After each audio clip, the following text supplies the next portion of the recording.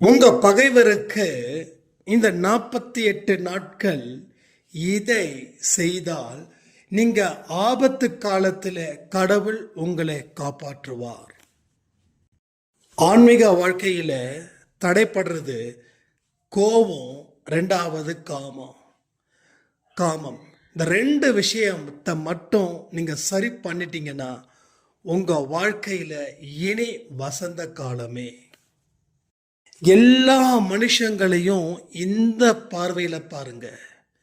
இதுல பார்க்கும்போது எந்த மனுஷனையும் நீங்க வெறுக்கவே மாட்டீங்க. ஒரு உன்னதமானவர் உங்க வீட்டுக்குள்ள வரணும், உங்க மனசுக்குள்ள வரணும்னா அதற்கு தகுதி வாய்ந்ததா அந்த இடம் அமைஞ்சாதான். ஆனா அதுக்கு தகுதி இல்லாம நாம சில விஷயங்கள் செஞ்சுக்கிட்டே இருக்கோம். அதை சரிப்படுத்துறது தான் இந்த பதிவில் சொல்லப்பட்ட உண்மைகள். இனியும் காலத்தை வீணாக்க கூடாது. இன்று முதல் இந்த 48 நாள் பயிற்சியை நீங்க தொடங்குங்க. தினந்தோறும் எனக்கு அப்டேட் பண்ணுங்க. நாளைக்கு காலையில் வெற்றி நிச்சயம் சாயின் சத்தியம் சாய் குரல்ல 4 மணிக்கு ஒளிபரப்பாகும்னு சொல்லி இந்த பதிவை தொடர்ந்து கேட்க சொல்லி, சாய்ராம். என் உயிரின் உயிரானவர்களே, கேட்டது அனைத்தும் எனக்கு கிடைக்கும்ன்ற நம்பிக்கை இன்னைக்கு மதியம் கொடுத்த 12 மணி பதிவில் புது நம்பிக்கையை எனக்கு ஏற்படுத்திச்சு. கடவுளுடைய விருப்பத்தின்படி நான் இதுவரைக்கும் வாழவே இல்லை. மனுஷங்களோட விருப்பத்தை தான் கடவுளோட விருப்பம்னு நினைச்ச அப்படிப்பட்ட விஷயங்கள் தான் இங்க நடக்குதுன்னு அதற்கு ஏற்ற மாதிரி தான் இன்னைக்கு மதியம் கொடுத்த பதிவு. நமக்கான வாழ்க்கைய நாம வாழ்ந்தாதான் நிம்மதி, சந்தோஷம், சரித்திரம் எல்லாமே கிடைக்கும் அப்படின்றத நான் ப்ரூஃப் பண்ணிட்டேங்க இந்த பதிவில். இனி என்னால் முடிஞ்ச அளவுக்கு என்னுடைய வாழ்க்கையை நான் சரி பண்ணுவேன். சில விஷயத்தை செய்வதன் மூலமா கடவுளுடைய மனதில் நான் இடம் பிடிப்பேன் அப்படின்னு ஒரு சாய்ராம் சொல்லியிருந்தாங்க. எப்பேற்பட்ட விசேஷமான வழிகள் எல்லாம் அன்பே சாயில கிடைக்குதுன்றத கொஞ்சம் யோசிச்சு பாருங்க. பல பேர் இங்க கடவுளுடைய வழியில தானே நம்ம பயணிக்கிறோம். அப்ப ஏன் நமக்கு தொடர்ந்து இந்த பிரச்சனை இருக்குதுன்னு நிறைய பேர் என்கிட்ட கேள்வி கேட்டாங்க. கிட்டத்தட்ட ரொம்ப நாட்களாகவே பலர் கேட்டுட்டு தான் இருக்காங்க. அப்படிதானே கேட்பாங்க. பிரச்சனை முடியலையே, பிரச்சனை தொடர்ந்து இருந்துக்கிட்டு தானே இருக்குது, ஒரு செயின் மாதிரி. அப்போ பிரச்சனை இருக்கிற வரைக்கும் கேள்விகள் இருக்கும். பிரச்சனைகள் என்னைக்கு காணாம போகுதோ அன்னைக்கு கேள்விகள் இருக்காது. ஸோ இனி உங்க வாழ்க்கையில கேள்வியே இருக்கக்கூடாது அப்படின்னு கடவுள் விரும்புகிறார். கடவுளுடைய விருப்பத்தை நிறைவு செய்வதில் எத்தனை பேர் தயாரா இருக்கீங்கன்னு கமெண்ட் பண்ணுங்க. என்ன விருப்பம் வந்து கேட்குறீங்க? இனி கேள்வியே கேட்காத ஒரு வாழ்க்கைய நீ வாழ போற, அது என்னுடைய விருப்பம் அப்படின்னு அவர் சொல்றாரு.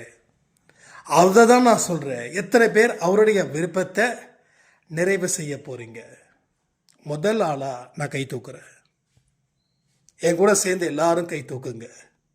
கடவுள் சந்தோஷப்படுவாரு. என்னோட குழந்தைங்க எனக்கு முன்னாடி என்ன சொல்றாங்களோ அதை நிச்சயமா செய்வாங்க அப்படின்ற ஒரு நம்பிக்கை அவருக்கு பிறக்கும். அதுக்கு தான் சொல்றேன். எல்லோரும் கமெண்ட்ல சொல்லுங்க, நிச்சயமா அவருடைய விருப்பத்தை நிறைவு செய்வேன். இனி கேள்விகளே கேட்காத அளவிற்கு நான் வாழுவேன். இனி உங்களுடைய ஒரு செயல்களும் பதில்களா இங்க மாறப்போகுது.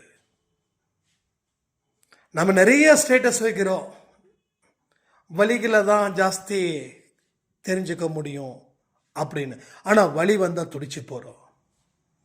நம்ம மனசு ஏத்துக்குது, ஆனா அது வலி இல்லாத அளவில் இருந்தால் எந்த அட்வைஸையும் ஏற்றுக்குது. லைட்டாக வலி வந்துடுச்சு, ஒரு சின்னதாக ஒரு கட்டெரும்பு கடிச்சிடுச்சுன்னா ஐயோ அம்மா அப்படின்னு கத்துறோமே, அந்த வலிகள் இல்லாமல் வாழ்க்கை வாழ முடியுமா? இதுதான் பலரோட கேள்வி. நீ சந்தோஷமாக வாழணும் அப்படின்னா வலியை அனுபவிச்சாதான் அந்த வாழ்க்கை உனக்கு கிடைக்கும். இதுதான் இயற்கை. இயற்கையை யாராலையும் மாற்ற முடியாது. செயற்கையாக மாற்றி வச்சுக்கலாம், ஆனால் இயற்கை இயற்கை தான், செயற்கை செயற்கை தான். ஒரு பவுன் செயினை கழுத்தில் போட்டால் அந்த செயின் எத்தனை வருஷம் போட்டாலும் அப்படி தான் இருக்கும். அதே ஒரு செயின் கோல்டு கவரிங்கில் வாங்கினா அதிகபட்சம் எத்தனை நாளைக்கு இங்கே வரும்? 6 மாதம் வருமா? 6 மாதம் வரும்னு நினைக்கிறேன். அதுக்கே கொஞ்சம் காசு செலவு பண்ணணும். இந்த 10 ரூபா 20 ரூபா போடுற செயின் 2 தடவை போயிட்டு வந்தா அப்படியே வெள்ளையாக போயிடும். அப்போ இயற்கை இயற்கை தான், செயற்கை செயற்கை தான். அப்போது எல்லா விஷயத்தையும் ஆராய்ச்சி பண்ணு. உன் வாழ்க்கையை வாழ்வதற்கு இந்த சங்கடத்தை நீ கடந்தாதான் நீ வாழ்க்கையில் எல்லாமே பெற்றுக்கொள்ள முடியும். ஆனால் எனக்கு வலி இருக்கக்கூடாது, ஆனால் நான் நிறைய பேருக்கு அட்வைஸ் பண்ணுவேன் அப்படின்ற சீனை இங்கே கிரியேட் பண்ணவே முடியாது. உன் மனதில் இருக்கக்கூடிய எண்ணங்களை பொறுத்து செயல்களை பொறுத்து விளைவு. அந்த விளைவு தான் உன்னை உச்சத்தில் கொண்டு போகுதா, இல்லை உன்னை தாழ்த்தி உட்கார வைக்குதா? தாழ்த்தி உட்கார வைக்கக்கூடிய இடத்துல அந்த செயல் இருக்குதுன்னா அந்த செயலை ஏன் செய்யணும்? உன்னை ஒரு விஷயம் செய்யறதால தாழ்த்துது, கேவலப்படுத்துறாங்க, அவமானப்படுத்துறாங்க. நண்டு சிண்டெல்லாம் உன்னை திட்டுது. தகுதியே இல்லாத மனிதர்கள் கூட உன்னை கண்டபடி திட்டுறாங்கன்னா உன் செயல் அவ்வளவு மோசமாக இருக்கிறதால அவங்க வாயை திறக்கிறாங்க. உன் செயல் நல்லா இருந்துச்சுன்னா உனக்கு மேலே இருக்கிறவன் கூட உன்கிட்ட கேள்வி கேட்க மாட்டான்.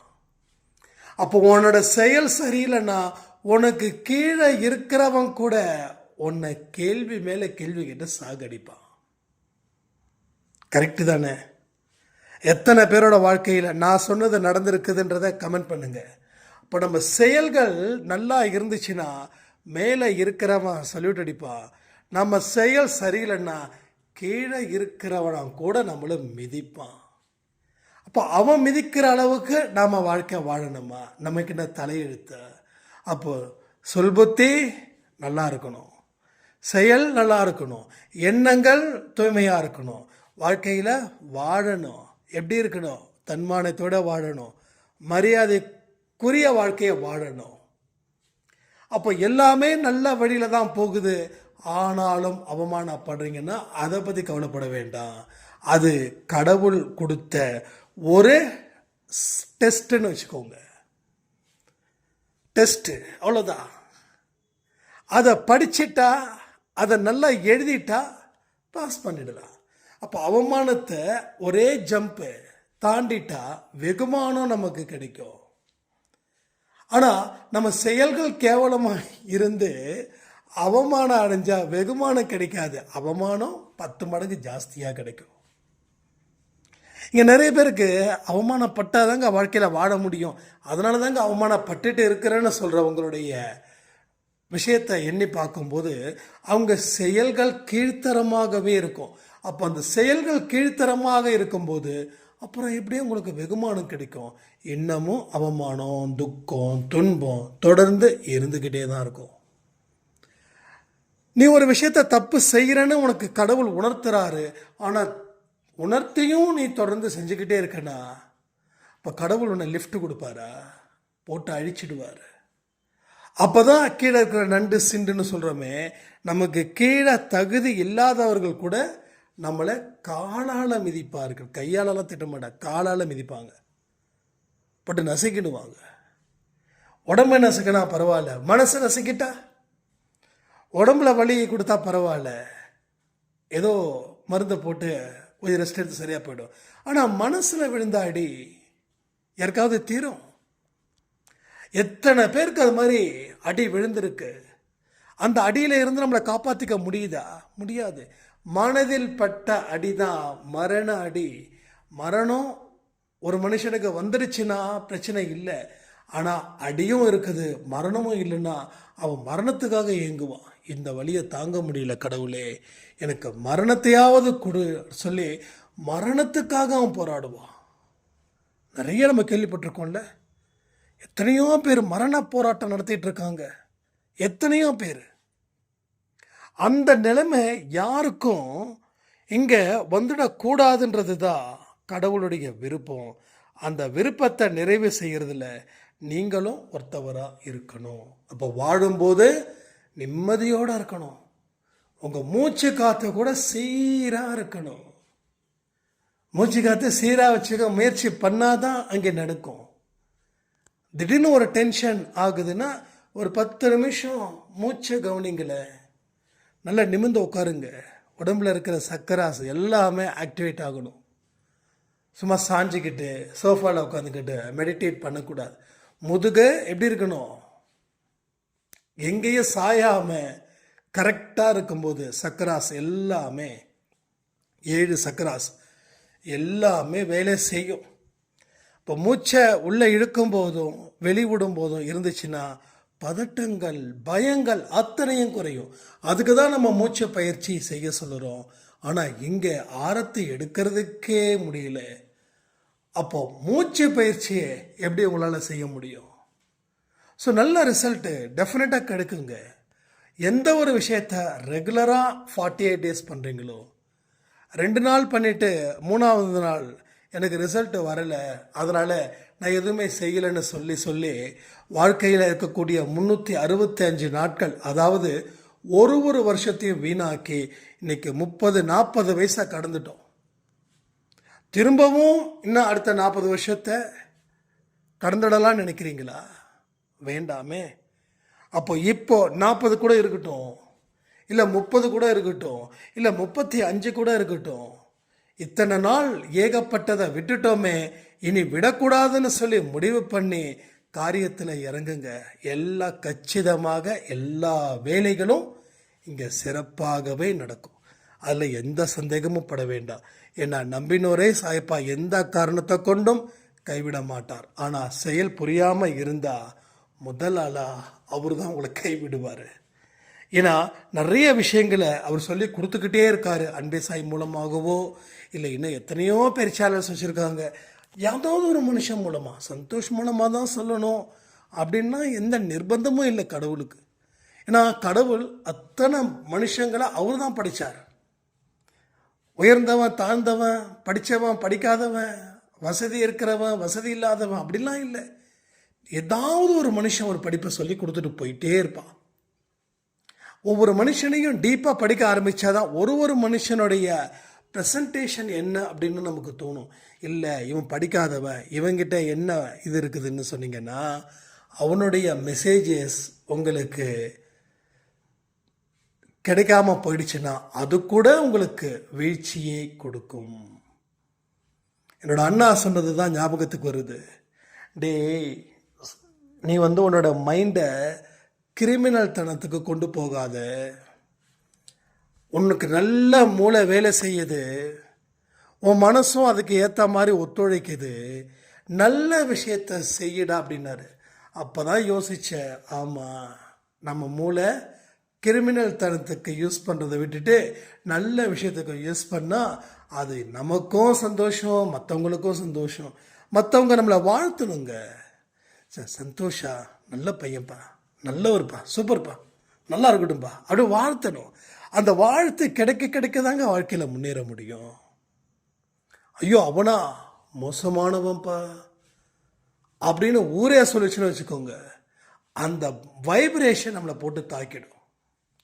அப்போது சந்தோஷா நல்ல பையன், சூப்பர், நல்லா இதெல்லாம் கரெக்டாக பேசுவார், அவர் பேசுகிறதெல்லாம் கொஞ்சம் காது கொடுத்து கேட்கலாம், நிறைய விஷயத்த புரிய வச்சுருக்காரு, சந்தோஷமாக இருக்கட்டும், நிம்மதியாக இருக்கட்டும்.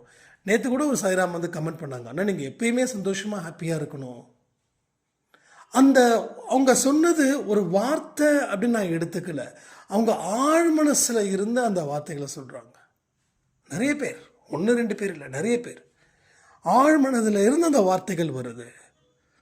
அதெல்லாம் வந்து நமக்கு கிடைச்ச ஒரு பெரிய ஒரு பிளெஸ்ஸிங், 100% பிளெஸ்ஸிங். கடவுள் எல்லா மனுஷங்க மூலமாக வாழ்த்திக்கிட்டு இருக்காரு. இன்னைக்கு இப்படிப்பட்ட ஒரு இடத்துக்கு வந்திருக்கேன்னா என்னுடைய எதிரிகள் என்னை வாழ்த்தினதால. என்னென்னலாம் வாழ்த்தினாங்க? நீ சாப்பாட்டில் உப்பு போட்டு தான் சாப்பிட்றியான்னு ஒருத்தர் கேட்டார். இன்னொருத்தர் நீ சாப்பாடு தான் சாப்பிட்றியா இல்லை வேற எதாவது சாப்பிட்றியான்னு கேட்டார். இன்னொருத்தர் இவ்வளவு கடனை வச்சுக்கிட்டு நீங்களாம் எப்படி வாழ்கிறீங்கன்னு கேட்டார். உங்களுக்கெல்லாம் மானன்றது ஒன்று இருக்குதான்னு கேட்டார். சூடு சொரணை இருக்குதான்னு கேட்டாங்க. இவங்கெல்லாம் எனக்கு கடவுள் கொடுத்த ஒரு அதிசய மனிதர்கள். இப்போ இவங்க சொல்லும்போது நமக்கு புத்தி நல்லா வேலை செய்யுது. ஏன்னா நீ அப்படி இருக்கிறதால தானே இவங்க கேட்குறாங்க. நீ அப்படி இல்லைன்னா யாராவது கேட்பாங்களா அப்படின்னு. அப்போ எதிரிகள் ஆசீர்வதிக்கப்பட்டவர்கள். நம்மளை திட்டாங்க, அவங்க பாவத்தை சம்பாதிக்க போகிறாங்க அப்படின்னு நினைக்கிறவன் தான் வாழ்க்கையில் கடைசி வரைக்கும் துன்பப்பட்டு இருக்கான். சரியா? என்ன அவங்க திட்டாங்க பார்த்தியா, அவங்க எப்படி வாழ்ந்துடுவாங்க அப்படின்னு ஒரு கான்செப்டுக்குள்ளே நீங்கள் அவங்களை கொண்டு வந்தீங்கன்னா நீங்கள் வாழ முடியாமல் போயிடும். உங்கள் திட்டுனவன் சந்தோஷமாக வாழ்ந்துடுவான். நீங்கள் அவனும் வாழணும், நாமளும் வாழணும் அந்த தாட்டில் இருந்தீங்கன்னா உங்கள் சைடு காற்று நல்லாவே அடிக்கும், எதிர் சைடில் காற்று அடிக்கும். ஆனால் அது புயலாக சுனாமியாக மாறிடும். புரியுதா உங்களுக்கு? அதாவது மனுஷங்களுக்குள்ள மனுஷங்களை விரோதம் செய்யாமல் இருக்கணும் கடவுள் சொல்லியிருக்காரு. விரோதமே செய்ய வேண்டாம், பகைவன் இடத்திலும் அன்பு செலுத்து. எவ்வளோ அழகான ஒரு வார்த்தை. நமக்கு எதிரியே இருக்கக்கூடாது.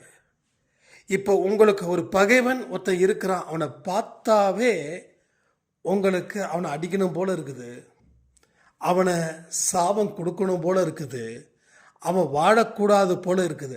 அந்த எண்ணத்தில் நீங்கள் இருந்தீங்கன்னா அவனுக்கு என்னென்னலாம் சொல்கிறீங்களோ அது உங்களுக்கு வந்துடும்.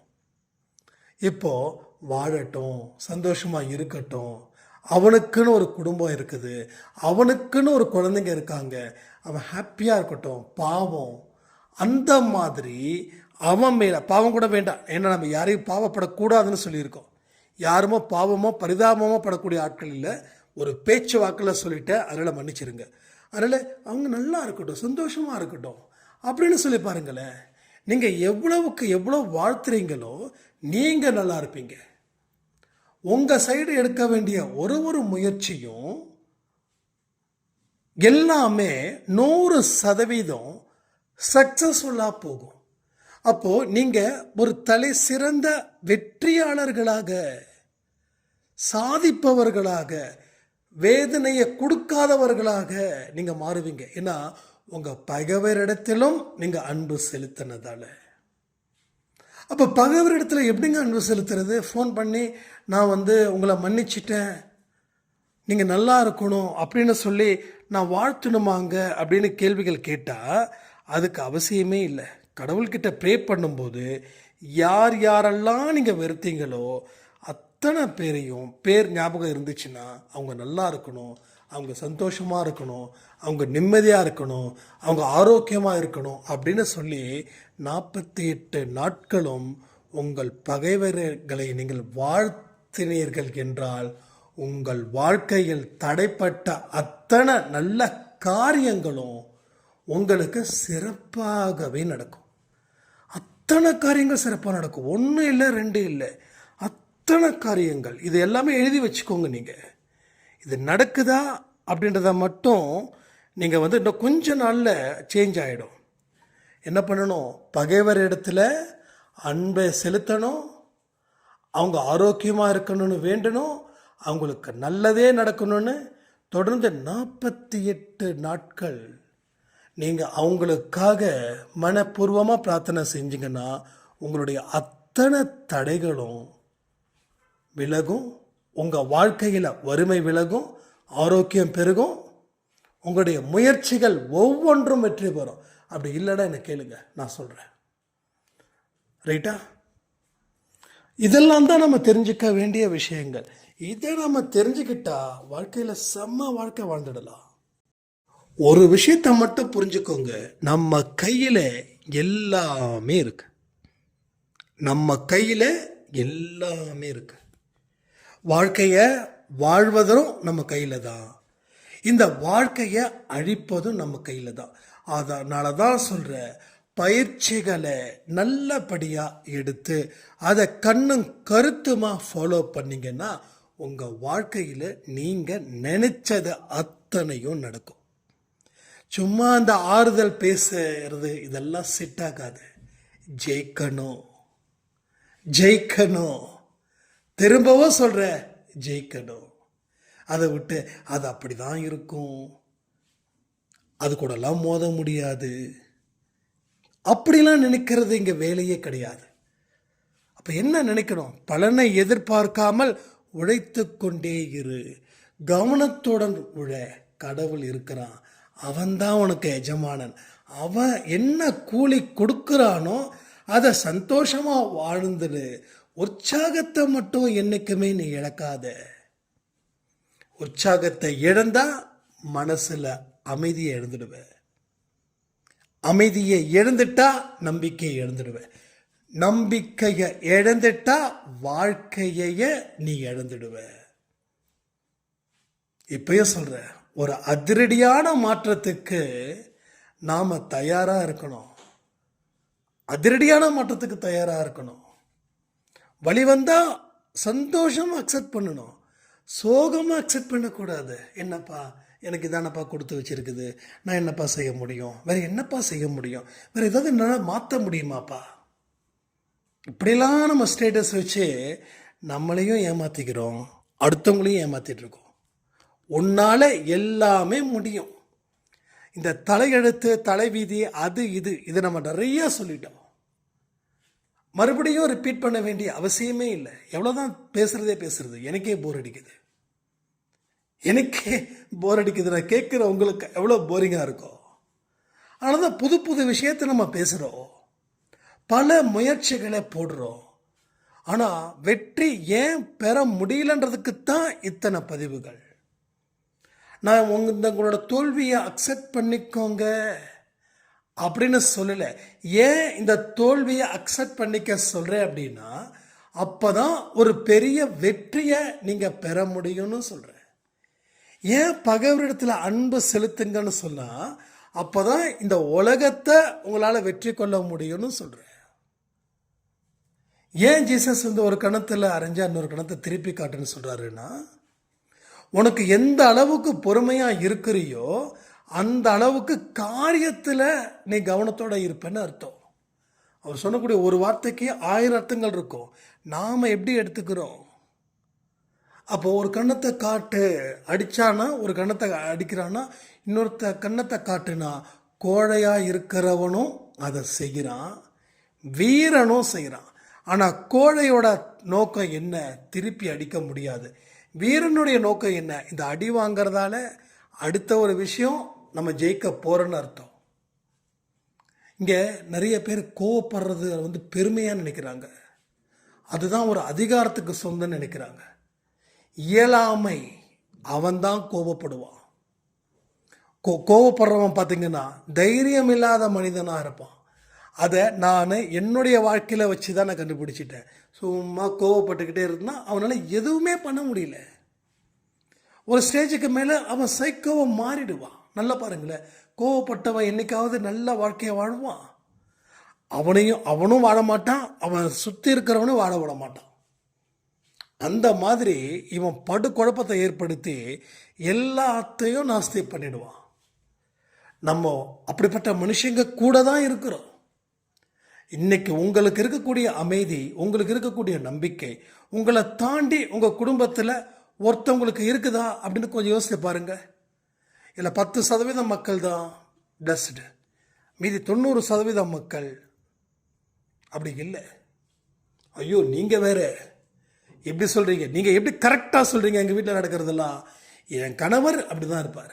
சரி, கணவர் தான் அப்படி இருக்காருன்னு பார்த்தா இங்கே மனைவியும் அப்படி தான் இருக்காங்க. கணவர் எங்கிட்ட ஃபோன் பண்ணி பேசுகிறாங்க, சாரி மெசேஜ் பண்ணுறாங்க, அண்ணா நீங்கள் என்ன எப்போ பார்த்தாலும் கணவர் மேலே ஆம்பளைங்க மேலே குறை சொல்கிறீங்க, நாங்களாம் சொன்னால் நீங்களாம் தாங்க மாட்டீங்க, நாங்களாம் பெருந்தன்மை வாய்ந்தவர்கள், அதனால தான் மனைவி எங்களுக்கு எவ்வளோ கஷ்டப்படுத்துகிறாங்களோ அதெல்லாம் நாங்கள் வெளியில் சொல்கிறது இல்லை அப்படின்னு. நான் இப்பயும் நான் சொல்கிறேன், நான் ஆண் பெண் இந்த பேதம்லாம் பார்க்குறதுலாம் இல்லைங்க. நான் எல்லாரையும் என்னவா பார்க்குறேன் கமெண்ட் பண்ணுறீங்களா? நான் என்னவா பார்க்குறேன்னு எந்த அளவுக்கு நீங்கள் என்ன புரிஞ்சு வச்சுருக்கீங்கன்னு தெரிஞ்சுக்க எனக்கு ஆசையாக இருக்குது. என்னவா பார்க்குறேன்னா, ஒரு எறும்பையும் ஒரு காண்டாமிருகத்தையும் ஒரு மனுஷனையும் இதை வச்சு தான் நான் பார்க்குறேன். எல்லாருமே இறைவனால் படைக்கப்பட்டது ஒன்று. ரெண்டாவது, உடலை தாண்டி ஆன்மாவை தான் நான் பார்க்குறேன். ஸோ ஆன்மாவாக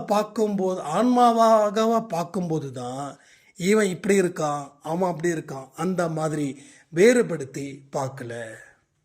இவங்க ஆண், இவங்க பெண் அப்படின்னு பார்க்கல. ஒருத்தர் என்கிட்ட கேட்டிருந்தாரு, எனக்கு பெண்களை பார்க்கும்போது ரொம்ப மனசு தடுமாறுது, ஒரு மாதிரி ஆன்மீக வாழ்க்கையில் இருந்துக்கிட்டும் நான் இப்படி சபலம் அடைகிறேன் அப்படின்னு.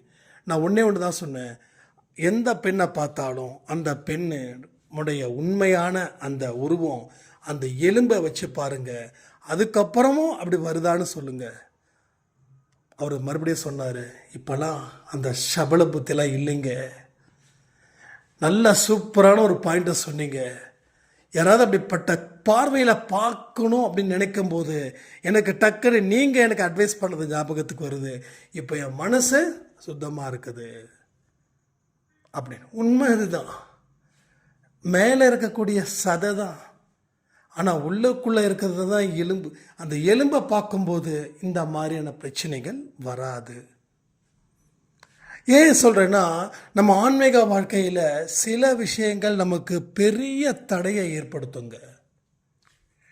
அதனால் நீங்கள் இதெல்லாம் ஃபீல் பண்ண வேண்டாம். என்ன சந்தேகமாக இருந்தாலும் எனக்கு வாட்ஸ்அப் பண்ணுங்கள், நான் கண்டிப்பாக ஆன்சர் பண்ணுறேன்.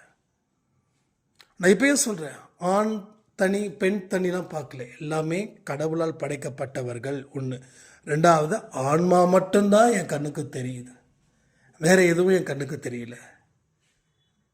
இவ்வளோதான் இங்கே நடக்குது, வேறு ஒன்றுமே இல்லை. ஸோ எல்லாத்தையும் மனசு வச்சா மீண்டு வந்துடலாம். ஆனால் மனசு வைக்கணும். அந்த மனசு வைக்கிற இடத்துல தான் எல்லா விஷயமும் அடங்கியிருக்குது. அதை சரி பண்ணிட்டா எல்லாம் சரியாயிடுன்னு சொல்லி இந்த பதிவை நான் முடிக்கிறேன்.